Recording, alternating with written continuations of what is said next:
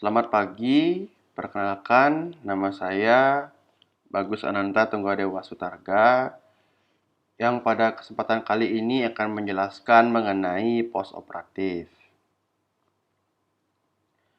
Pada presentasi pos operatif ini, hal-hal yang terutama secara garis besar akan dijelaskan, yaitu pemulihan, tahapan pemulihan, serta masalah-masalah yang terjadi di ruang pemulihan. Yang pendahuluannya itu pos operatif merupakan suatu perawatan yang diberikan pada pasien setelah menjalani suatu manajemen anestesi. Dilakukan oleh tim atau tenaga profesional yang sudah terlatih pada suatu area dengan kondisi dan kelengkapan khusus yang memadai. Tujuannya mencegah komplikasi. Yang kedua, mengusahakan percepatan penyembuhan pasca operasi dan mengembalikan pasien dalam kondisi yang prima.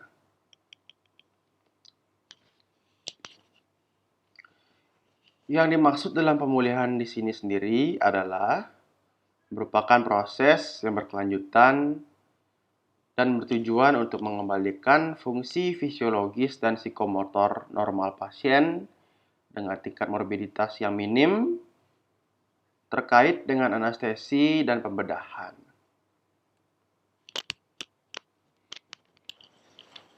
Tujuan pemulihan itu ada potensi jalan nafas, pasien sadar, oral airway atau selang endotrakeal, ventilasi yang adekuat, hemodinamik yang stabil, serta manajemen nyeri yang adekuat. Semua masalah yang dapat diidentifikasi seharusnya perlu dikoreksi sebelum keluar dari kamar operasi untuk mencegah keadaan transfer pasien yang tidak stabil. Tahapan pemulihannya dibagi menjadi 3, ada early, intermediate, dan late. Pada early, pasien tersadar dan pemulihan refleks vital. Intermediate, bila sudah mencapai kriteria untuk dapat dipulangkan ke rumah. Dan late, yaitu sudah penuh dengan pulihnya fungsi fisiologis. Early recovery, interval waktu dimulai dari dihentikannya obat anestesi agar pasien bangun, kembalinya refleks, dan dimulainya aktivitas motorik. Selama fase ini, pasien dirawat di PACU. Skor Stewart dan Modified Alderet digunakan untuk menilai kondisi pasien untuk dipindahkan ke area pemulihan fase 2. Seperti yang disebutkan tadi, apa itu Modified Alderet Score? Yaitu melihat parameternya activity level, respiration, circulation, consciousness atau kesadaran, dan saturasi oksigen yang berdasarkan pulse oximetry. Jadi menghitung activity levelnya itu menggerakkan semua ekstremitas secara volunteer atau on command itu skor 2, menggerakkan 2 ekstremitas skor 1, tidak bisa menggerakkan ekstremitas itu skor 0. Pada respirasi, menarik nafas dalam-dalam itu skor 2. Lalu kalau misalnya terjadi dyspnea dengan pernafasan yang terbatas itu skor 1, dan apneic itu skornya 0. Sirkulasi 20 mm air raksa itu pre-anesthetic level, 20 sampai 50 mm 20 sampai 50 mm itu pre-anesthetic di atas pre-anesthetic level itu skor 1, dan 50 mm raksa itu skor 0. Kesadarannya secara keseluruhan sudah sadar, itu skornya 2. Lalu kalau arousable on calling atau baru tersadar ketika diajak berinteraksi itu skor 1, kalau tidak berespon itu skornya 0. Saturasi oksigen di atas 90 dengan tanpa menggunakan alat bantu apapun itu skor 2. Di atas 90 tapi menggunakan alat bantu itu skor 1. Di bawah 90 dengan suplementasi oksigen atau alat bantu oksigen itu skor 0. Maksimum total skornya adalah 10. Skor di atas 9 itu merupakan kriteria untuk bisa dianggap untuk pulang.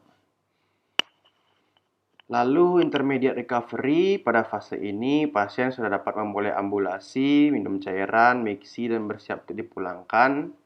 Pada pemulihan tahap kedua menggunakan post anesthesia discharge scoring system atau PADSS.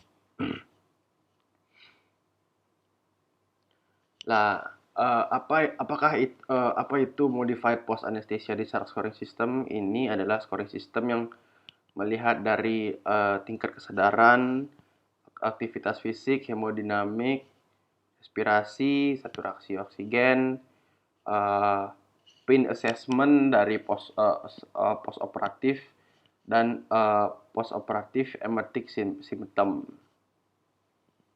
Itu jika dirinci pada tingkat kesadaran, memiliki orientasi yang bagus dan secara penuh sadar itu skor 2. Lalu ada rangsangan dengan stimulasi yang minimal itu 1. Lalu yang terakhir itu responsif jika diajak berinteraksi itu skornya 0. Physical activity itu bisa menggerakkan semua ekstremitas, skor 2. Lalu ada jika terdapat beberapa kelemahan saat menggerakkan ekstremitas itu skor 1. Tidak bisa menggerakkan ekstremitas itu 0. Hemodinamik, blood pressure di bawah 15% dari baseline MAP yaitu 2. Yang kedua itu blood pressure antara 15 sampai 30% dari baseline MAP itu 1 skornya. Lalu blood pressure di atas 30%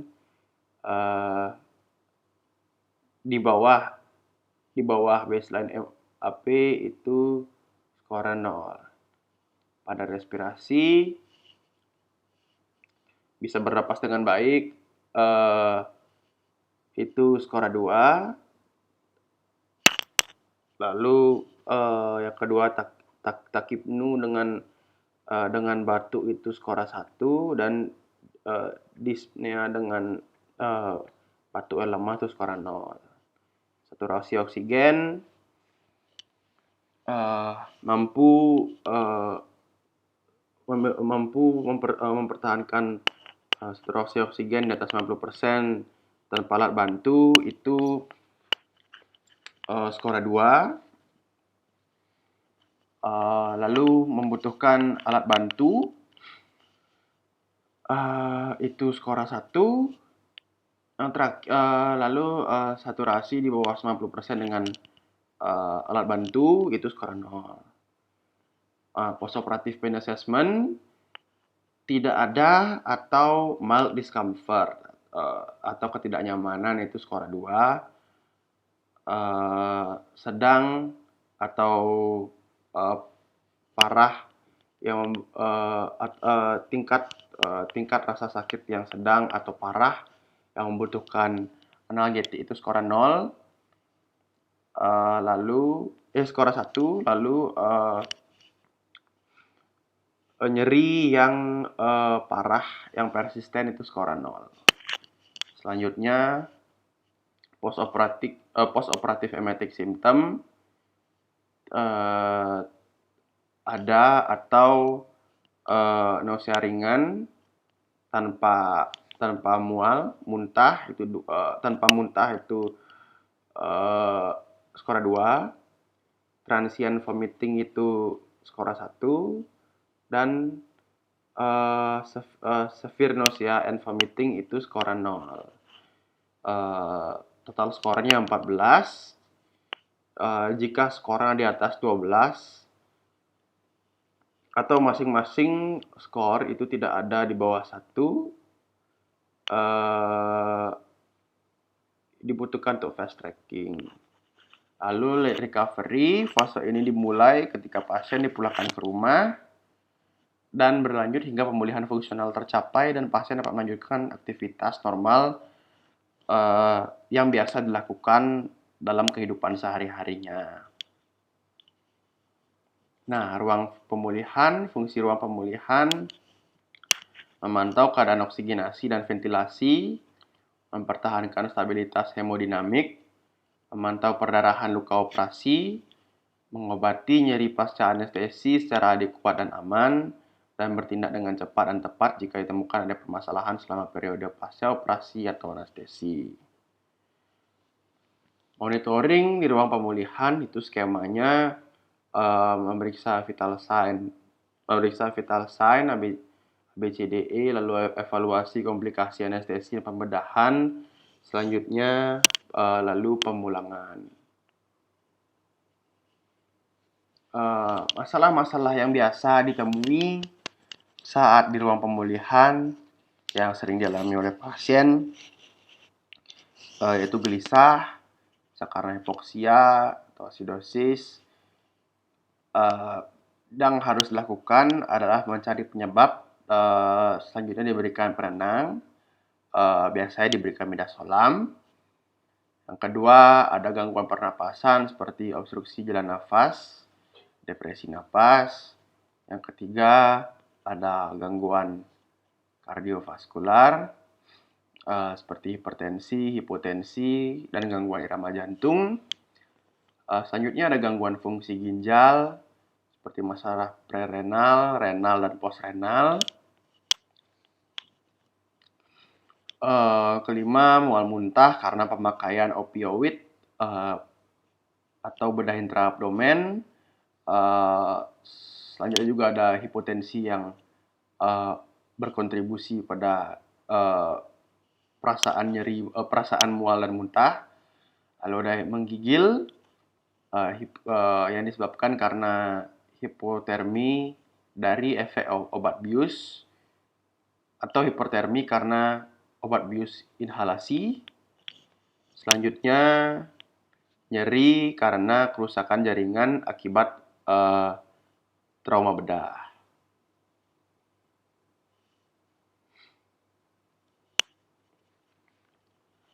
Lalu selanjutnya ada guideline untuk pemulangan setelah ambulatory surgery, yaitu tanda vital harus stabil setidaknya selama 1 jam. Orientasi pasien baik terhadap orang, tempat, dan waktu, bisa minum cairan, miksi, bisa berpakaian, dan berjalan tanpa bantuan. Pasien harus ke rumah sakit apabila mual dan muntah berat, nyeri hebat, serta masih terjadinya perdarahan. Kriteria pemulangan setelah anestesi regional, sensasi normal perianal. Selanjutnya bisa melakukan plantar fleksi kaki, proprioseptif jari kaki 1 normal, tekanan darah normal dalam posisi berdiri dan duduk.